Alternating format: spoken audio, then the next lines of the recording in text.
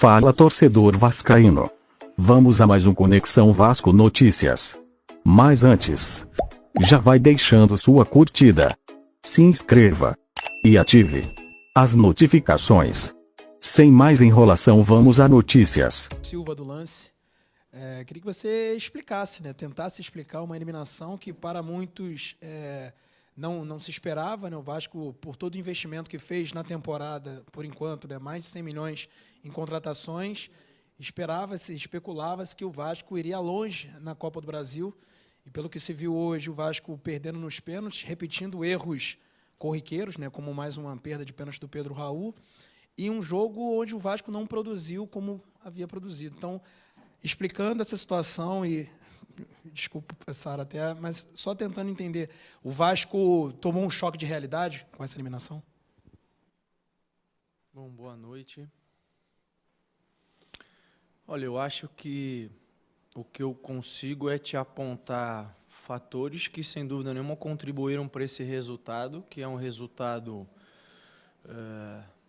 decepcionante para o torcedor, como é para nós também, sem dúvida nenhuma. Nós estamos frustrados.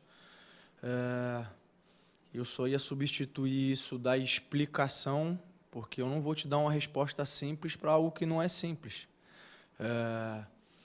Não é segredo para ninguém que a gente não conseguiu fazer um grande jogo, nós não conseguimos criar como habitualmente a gente cria. Isso tem a ver com a postura do adversário, é um direito e mérito deles, de terem se fechado bastante, de terem diminuído bastante os espaços. A gente tentou, mas não conseguiu. Eu acho que a gente vem numa sequência de decisões. E quando eu digo sequência, é porque antes do último jogo, os dois jogos anteriores também já eram decisões. A gente entrou no primeiro jogo contra o Flamengo pelo estadual quase com uma decisão. A gente precisava da vitória para classificar. Depois, em poucos dias, era importante a gente ganhar do Bangu para ter a vantagem. Foram duas decisões. Depois nós enfrentamos o Flamengo e agora uma decisão. Eu acho que essa sequência, sem dúvida nenhuma, contribuiu para que a gente não tivesse no melhor momento. A gente apresentou algum desgaste. E a gente não pode esquecer que a gente continua nesse processo, que eu tenho que bater nessa tecla, que é de construção, que é de formação. O André estreou tem quase uma semana, o Capasso estreou tem 2 semanas ou menos. O Marlon iniciou o jogo agora pela primeira vez na temporada. O Luca voltando. São situações que não favorecem que a gente esteja no melhor momento, mas eram situações que a gente tinha que fazer, tinha que usar. Então, a gente continua nesse processo, mas volto a repetir, sem dúvida nenhuma, a expectativa nossa como elenco, como grupo, também era maior do que o que se apresentou hoje, e a gente sai decepcionado, chateado, frustrado. Barbieri, boa noite, Dieguinho do canal Futebolaço. Seu time teve uma característica muito marcante no estadual, que foi o time que mais finalizou em gol, certo e errado também. Era o volume que o Vasco apresentava muito nos jogos. E hoje a impressão que eu tive é que o Vasco teve muita dificuldade para criar. Foi uma cabeçada do Capasso ou do Marlon, não me lembro bem, no escanteio na primeira etapa. E o primeiro chute a gol foi com 15 minutos da segunda etapa. Você mexeu no time, colocou o Marlon Gomes no lugar do Galarza, botou até o Marlon por fora e o Teixeira voltando por dentro. Queria que, sob o seu ponto de vista, você explicasse por que o Vasco teve muita dificuldade na criação e até essa mexida no time explicar também o porquê da mexida. Obrigado. Olha, a gente vinha se caracterizando por ser uma equipe bastante intensa, e agressiva.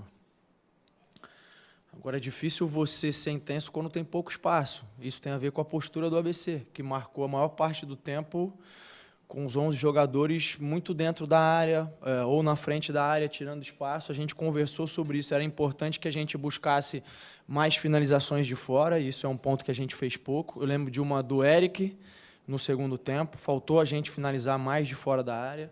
Faltou a gente conseguir chegar com mais gente. A gente estava descendo muita gente para tentar construir melhor, mas não estava conseguindo chegar com esses mesmos jogadores nas bolas cruzadas. Em alguns momentos a área ficou mais vazia do que poderia e deveria, porque muitas vezes você não consegue aproveitar o primeiro momento do cruzamento, mas as segundas bolas também são perigosas, os rebotes, e a gente não conseguiu imprimir essa dinâmica tem a ver com a postura do adversário da gente não ter conseguido encontrar soluções. A ideia do Marlon era de ter alguém que pudesse fazer o corredor, que tem o drible, que tem a dinâmica, que sabe flutuar por dentro se for necessário.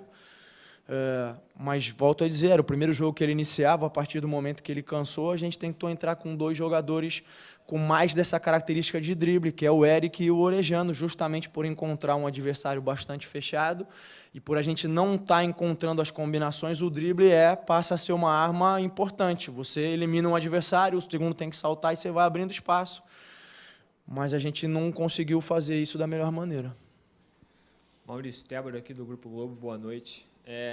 São Januário é sempre colocado por vocês como um fator crucial para o Vasco. Assim, todos os anos, não só com a SAF, mas todos os anos, São Januário é colocado nesse patamar, assim, que a torcida sempre cria um clima de caldeirão aqui, que os adversários sentem quando vêm jogar aqui. Mas hoje foi um clima diferente. Menos torcedores, foram cerca de 13 mil, se eu não me engano, então o estádio não lotou. O ingresso, um pouco diferente o valor com relação ao Campeonato Carioca, e muitos torcedores protestaram com relação a isso antes da partida. Algumas torcidas organizadas, inclusive, anunciaram que não iam trazer faixa nem bateria, e de fato aconteceu. Então o estádio hoje ficou longe de ter aquele clima de caldeirão que é sempre favorável, imagino, para vocês, né? Então, eu queria, hoje até no segundo tempo aqui, os amigos que me alertaram, não cheguei a ver, acho que chegaram até a arremessar algum objeto em você ali também na área técnica. Então, foi uma noite que a relação com a torcida não foi legal hoje. Então, eu queria a tua opinião sobre esse episódio, sobre o protesto da torcida, sobre o Pedro Raul hostilizado e tal, e sobre tudo isso que aconteceu aqui em São Januário hoje.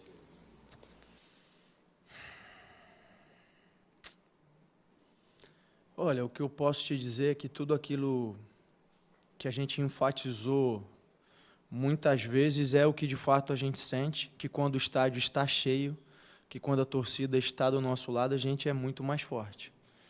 E quando isso não acontece, sem dúvida nenhuma, para nós falta alguma coisa. Eu não posso atribuir de maneira nenhuma o resultado a isso, né? A gente precisa saber se comportar em diferentes condições, foi o que a gente procurou fazer. É um grupo que se doa bastante, que trabalha bastante. Eu sei que, nesse momento, ninguém quer ouvir isso. As pessoas querem um resultado, a gente entende e está trabalhando para entregar. E é isso. Poderia estar mais cheio, poderia ter tido um contexto diferente que nos ajudasse mais? Sim, poderia, mas a gente também não pode depender disso, nós como jogadores, né? Então, a gente tem que procurar sempre fazer o melhor trabalho, se comportar da melhor maneira, e volto a dizer, a gente é ciente de que hoje a gente não conseguiu imprimir o melhor jogo, e é um objetivo que cai, não é o fim da temporada, não é o fim do trabalho, não é nada disso. Claro que a gente tem que sentar, tem que rever, tem que fazer os ajustes e tem que melhorar. Não tem outro caminho, esse é o único caminho a seguir.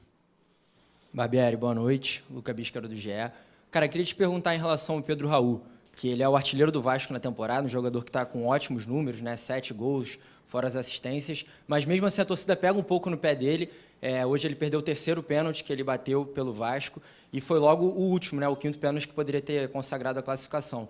Queria saber como é que foi essa decisão ali para ele bater esse último pênalti, se foi uma decisão sua, dos jogadores, e como é que foi a conversa com ele no vestiário. Acredito que ele deve estar um pouco cabisbaixo, mas é um cara que sempre se mostra muito confiante, né? Sempre fala muito bem, que acredita nele mesmo. Então, se você pudesse me responder isso, seria ótimo. Obrigado. Olha, a gente sempre treina as penalidades em véspera de jogo, a gente sempre avalia aqueles que estão batendo melhor ou não. Até por isso a gente colocou outros jogadores na frente, entendendo esse contexto do Pedro. E se o Pedro não fosse o 5º, talvez o único jogador que a gente tivesse ali de uma hierarquia um pouquinho maior seria o Léo, que é um zagueiro que bateu depois o 6º pênalti, fez. Então, assim, eu não gostaria de entrar assim, devia ter sido esse ou aquele, porque aí eu tô fazendo avaliação em cima do que aconteceu, né? O Pedro é um camisa 9, é um jogador acostumado a fazer gol, é um jogador acostumado com esses momentos. A gente fez um levantamento dos jogadores de aproveitamento, não só do aproveitamento dos pênaltis, mas aqueles que tinham batido em decisão e tinham acertado, e o Pedro era um deles. ele já tinha batido pênaltis em decisões e tinha acertado, assim como o Miranda, que entrou mais no final porque era um bom batedor, o Nenê, o Puma e assim por diante. Infelizmente, ele perdeu. É um momento, além do resultado para nós como equipe, é um momento difícil para ele. O que a gente precisa fazer agora é apoiá-lo, independente se é ele que vai bater o próximo pênalti ou não. Ele é um jogador muito importante para a gente, tem ajudado demais. É o momento da gente se fortalecer, de dar força para ele. Conversei com os jogadores, eu acho que, de uma maneira geral, mesmo a gente não fazendo um bom jogo, nós fomos uma equipe que buscou o resultado, buscou atacar, buscou enfrentar o adversário, que veio numa postura defensiva e é direito deles. Acho que isso, por si só, traz um elemento, vamos dizer assim, de injustiça, porque a gente procurou jogar, procurou buscar, procurou tentar atacar, mesmo que não tenha feito da melhor maneira. E eu disse para eles, a vida é assim, as injustiças vão acontecer, os sentimentos vão aparecer. O mais importante desse momento em diante, já que nós não podemos voltar atrás, é como nós vamos reagir a isso, e a gente tem aí 2 dias para se recuperar, para levantar a cabeça e para tentar dar a volta por cima num jogo que é importante para a gente também. Boa noite, Barbieri, Jaque Jesus, JJTV Esportes. Na sua análise, quais foram os principais erros do Vasco, taticamente, que você pode corrigir, já pensando já no próximo compromisso, né, do Cruz Maltino contra o Flamengo domingo pela semifinal do Carioca? Olha, eu acho que eu vou voltar naquilo que eu falei anteriormente. Eu acho que a gente não conseguiu imprimir um ritmo para gerar mais desequilíbrio na defesa deles. Como era uma defesa muito baixa, faltou a gente finalizar mais de fora. Faltou a gente chegar com mais gente na área, nos cruzamentos, quando a gente conseguiu combinar e cruzar. Agora, é difícil fazer disso uma avaliação para o jogo de domingo. O Flamengo é uma outra equipe, com uma outra característica, com uma outra dinâmica. Então, o que a gente tem que fazer agora é voltar um pouquinho no jogo anterior, recuperar os jogadores e tentar estabelecer uma estratégia para a gente conseguir competir com eles e buscar fazer um resultado diferente no domingo. Barbieri, boa noite. Roberta Barroso, da ESPN. Mas como é que vocês chegam agora para esse jogo contra o Flamengo domingo, né? Porque a torcida até estava ali com aquela ponta de esperança, porque é uma vitória simples que vocês precisam, e a gente viu o torcedor hoje, claro, saindo daqui bastante chateado. Como é que é chegar para essa partida também decisiva com a cabeça quente, né? Não, a gente chega precisando do mesmo resultado simples. É evidente que esse resultado traz um peso, mas aí envolve a maturidade da gente como equipe saber virar a chave. Não, a gente não pode fazer mais nada sobre o que aconteceu aqui, infelizmente. É virar a chave, olhar para frente, procurar fazer boas escolhas, tomar boas decisões. Eu acho que no último jogo, apesar da gente sair com um resultado adverso, a gente conseguiu enfrentar eles e fazer um jogo parelho, um jogo equilibrado. A ideia é que a gente possa equilibrar novamente, aproveitar melhor as nossas oportunidades, ceder menos oportunidades a eles. Não tem segredo, tem que virar a chave, tem que seguir em frente. A temporada é assim. Infelizmente, nesse momento, acabou ficando curto para a gente. O tempo das decisões é algo que a gente não controla e é algo que a gente tem que se preparar. Barbieri, boa noite. Rafael De Angeli, TV Globo. O quanto essa eliminação atrapalha ou interfere no que você tinha planejado para a temporada como um todo, né? Quanto você contava com a Copa do Brasil, até para a formação do time, até para você ver essa equipe disputando um torneio de mata-mata, um torneio eliminatório, diferentemente do que vai ser a Série A ou do que é o Campeonato Estadual. Então, dentro do que você tinha planejado para o ano, quanto interfere essa eliminação hoje? Olha, eu acho que nós como clube, eu não estou falando só de mim, estou falando nós como clube, a manifestação, enfim, até da própria direção, a gente nunca escondeu que a prioridade é o Campeonato Brasileiro, né? É a grande competição, é a gente procurar chegar da melhor forma. O que a gente vinha e eu vinha construindo com os jogadores é que a Copa do Brasil, justamente por ser um campeonato eliminatório e você ter menos jogos, possibilitava que a gente pudesse chegar mais longe, a gente precisava estar bem nesses momentos, mas hoje a gente não esteve bem. Eu não acho que vai ter um impacto para a sequência do Campeonato Brasileiro, mas é uma frustração que a gente fica e tem que usar como aprendizado. De uma próxima partida eliminatória, a gente tentar jogar melhor do que a gente jogou hoje, usar o jogo para, desenvolver questões que a gente precisa desenvolver, quando enfrentar um adversário dessa maneira tão fechado como foi, a gente conseguir imprimir dinâmicas diferentes, conseguir gerar mais espaço, faz parte de um processo de construção do time, da maneira de jogar, de entender aonde a gente errou, onde a gente falhou e levar adiante. Acho que é isso.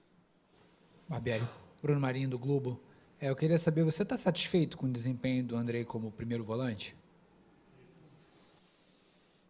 Sim, sim. Olha, eu acho que tem se levantado uma polêmica sobre isso e eu, sinceramente, vou dividir com vocês e eu não entendo, mas é a minha opinião, como vocês têm a opinião de vocês. Eu não entendo como o Andrei pode ser o primeiro volante de uma seleção brasileira que ganhou o Sul-Americano, que está classificado para o Mundial, como o Andrei pode ser convocado para a seleção brasileira principal e não pode jogar no Vasco. Eu não entendo. Agora, o Andrei é um menino de 19 anos. Mesmo fazendo tudo isso que ele fez, mesmo sendo vendido para o Chelsea pelo valor que ele foi, ele continua sendo um menino de 19 anos, que precisa jogar, que precisa se desenvolver, que em alguns momentos vai entregar muita coisa, em outros vai oscilar. Eu não acho que ele fez um jogo ruim, eu não acho que no jogo anterior o adversário levou vantagem em cima dele por questões de marcação, muito pelo contrário, e é um jogador que tem jogo, que se associa, que combina, que acha passes. Não entendo o questionamento em relação ao Andrei, sinceramente. Agora, o Rodrigo vinha bem, com certeza. Mas para botar os dois, alguém tem que sair. Só jogam 11. E aí vai a escolha, vai a leitura do adversário, vai tudo aquilo que a gente vem trabalhando. É um menino fantástico, tem que se dedicado, tenho certeza que vai melhorar, vai crescer, porque, volto a repetir, tem 19 anos. Espero que ele possa ajudar bastante a gente nessa sequência. Boa noite, Barbieri. Thiago, da Band. Acho que a partida de domingo ela ganha um contexto ainda mais importante. Não só pela classificação no Campeonato Carioca, o que vale, o Clássico, etc., mas caso o Vasco não se classifique ou não vença o Flamengo, o Vasco vai ficar quase um mês sem entrar em campo no jogo oficial. Quanto isso te prejudica no Brasileiro, que você já disse que é o principal objetivo da temporada, contando que o Vasco ainda joga contra um Atlético Mineiro, depois um Palmeiras, equipes grandes que vão disputar o título.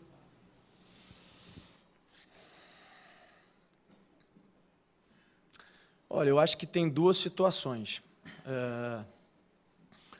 A primeira delas envolve a possibilidade de estar disputando uma final, e eu falei sobre isso anteriormente.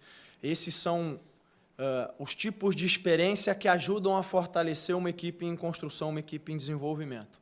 Para o Vasco vir a se tornar uma equipe que ganha com consistência, primeiro o Vasco precisa chegar às decisões com consistência. É um degrau, depois o outro degrau.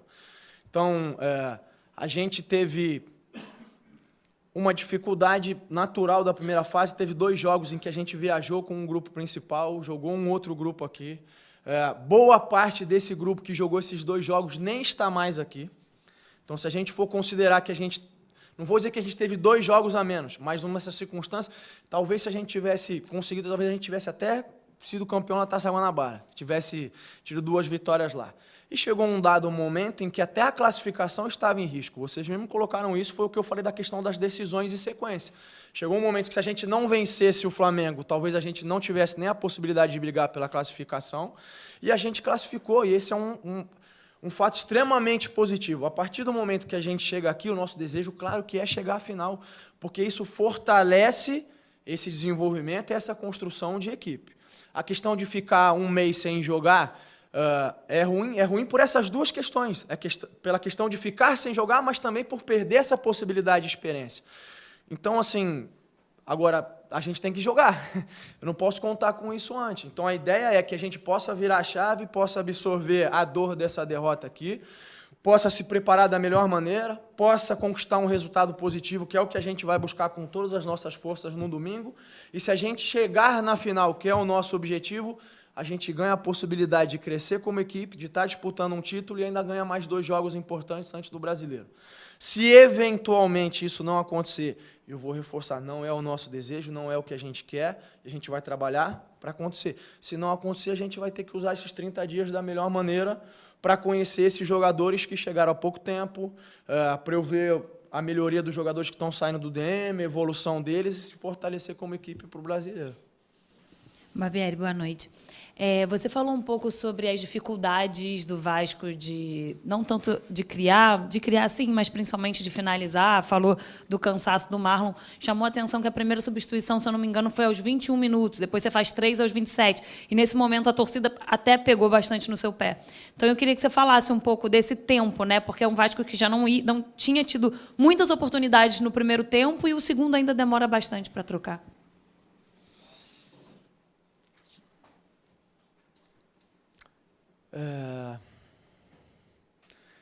Eu entendo a colocação, mas a ideia é que a gente, quando conversou no intervalo, conseguisse imprimir um pouco uma outra dinâmica. Eles trocaram também, colocaram um cara mais rápido aqui, enfim, no lugar do Mocelin, a gente não encontrou. E a ideia era tentar ver se a equipe se encontrava. A gente estava conseguindo controlar o jogo, mas não estava conseguindo gerar situações. Não sei te responder do tempo em si, mas a partir do momento que a gente entendeu que aqueles que estavam em campo não estavam mais conseguindo se encontrar e entregar o que a gente precisava, a gente fez as mudanças, foi no sentido do que eu falei, de ter 2 homens agudos, com capacidade de quebrar a linha com drible, ter o Nenê por dentro para achar um bom passe, até para eventualmente se conseguisse finalizar de fora da área, para a gente ganhar uma bola parada qualificada. Foi nesse sentido que a gente tentou mexer, mas não conseguiu, não surtiu efeito hoje. Barbieri, boa noite. Faltou sensibilidade no fato do Pedro Raul ter tido um aproveitamento ruim, ele ter sido o último a bater, e por que o Luca bateu depois de um tempo na atividade? O Luca é um dos que bateu bem no treinamento. Se o Luca não batesse, a gente ia acabar tendo algum outro jogador um pouco mais jovem, ou talvez o Piton, mas o Luca bateu bem no treinamento. O Pedro, é difícil responder essa questão nesse momento. Talvez se a gente tivesse optado por um outro jogador e tivesse sido erro, o questionamento ia ser por que o Pedro, com o peso que tem, centroavante, acostumado a fazer gol, não bateu, sabe? Então é difícil eu te explicar a partir desse ponto de vista. O Pedro se mostrou apto a bater o quinto, a gente procurou levar em consideração todos aqueles fatores que eu falei, quem já bateu em decisão, quem estava acostumado a acertar. Infelizmente, ele errou, não tenho como voltar atrás sobre isso. Barbieri, boa noite. Talvez tenha sido a primeira vez, né, que a torcida se manifestou contra o time, né, depois do jogo, principalmente com a eliminação. Até então, estava tendo uma relação boa, uma lua de mel, né, que o time vivia com os torcedores. Como é que você encara o pessoal te xingando o Pedro Raul?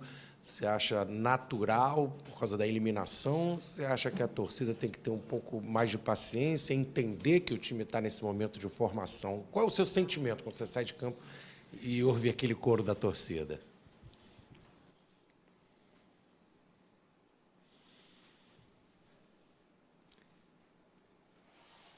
É uma pergunta difícil.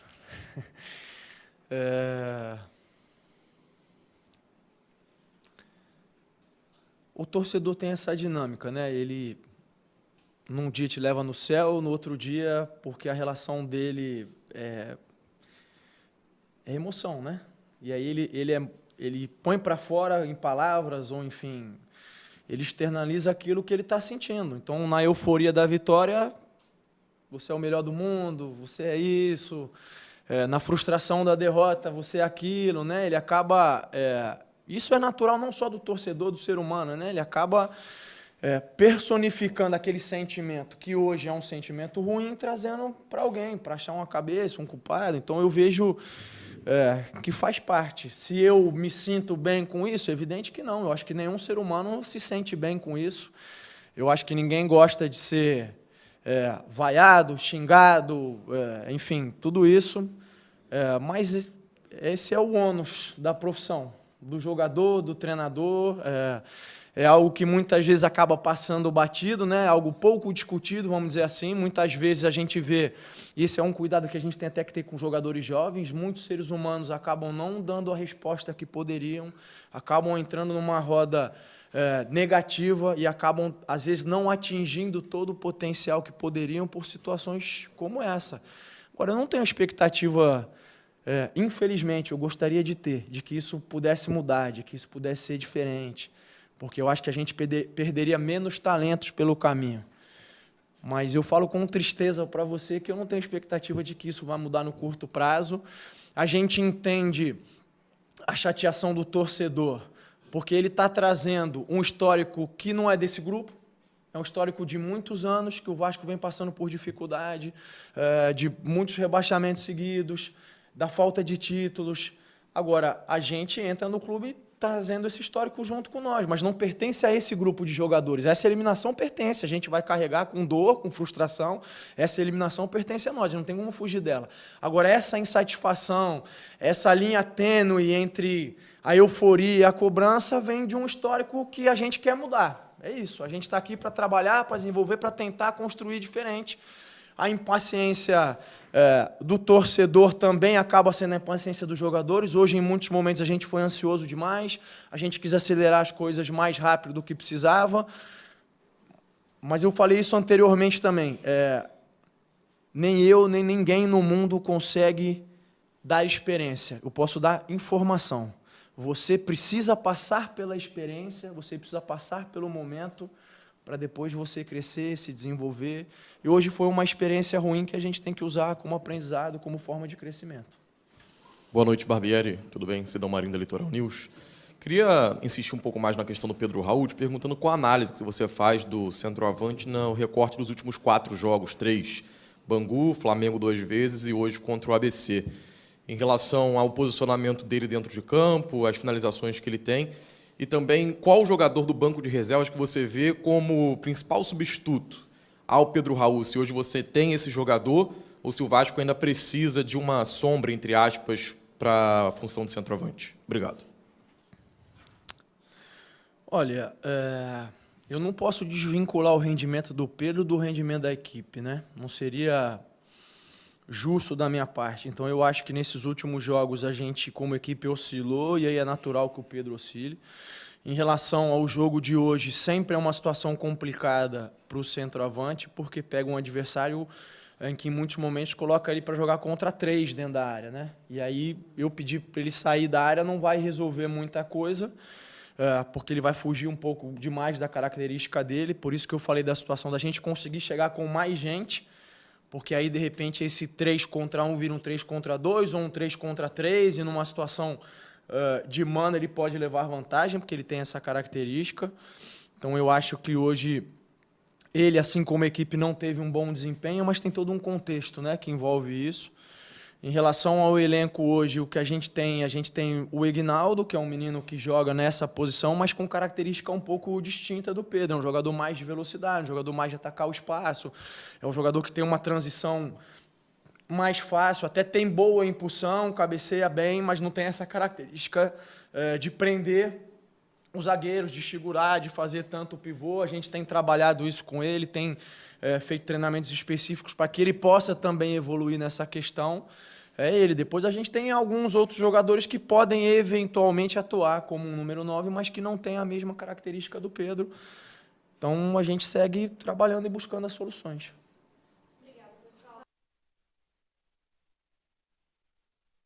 Tem que ser mostrado o ato. Você fala dos números da comissão ou você fala dele ter pedido para bater? Das duas. Não, das duas coisas. A gente conversou e ele falou que bateria o quinto sem problema. Normal.